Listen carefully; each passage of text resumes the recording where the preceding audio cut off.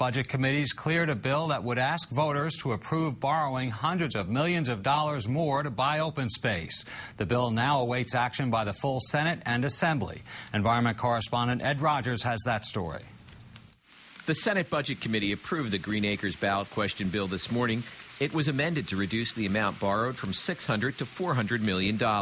Even though I would love to have seen the number at $600 million, the $400 million may be more saleable in these difficult economic times. And they certainly put, I think, focus on the urgency of establishing a long-term funding source. There has been a split in the state's environmental community over this measure. A coalition of 124 groups, led by the New Jersey Audubon Society and various land trusts, want to get the funding question before voters this November.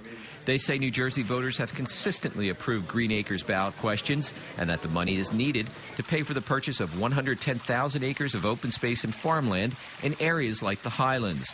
The coalition says the cost of paying for the program is $10 per household each year. The borrowing costs are low. The prices of land are low. If we wait for the economy to rebound, the prices of the land will go up and the interest rates will go up. But two of the state's largest environmental groups, the Sierra Club and the New Jersey Environmental Federation, oppose the borrowing, fearing voter support is soft and calling for finding a permanent source of funding.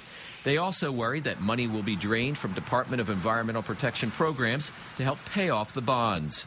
This would say we're going to cut $48 million without saying whose ox gets gored.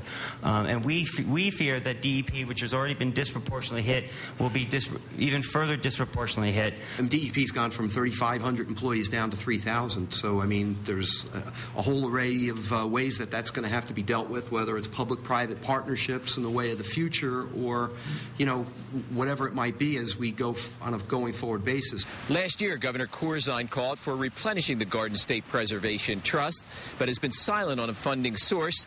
Today, he threw his support behind the amended ballot question. If it's scaled back a little bit, I believe that the public ought to have a right to make its judgment during the fall elections.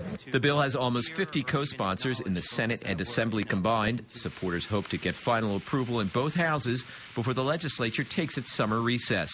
Ed Rogers, NJN News, Trenton.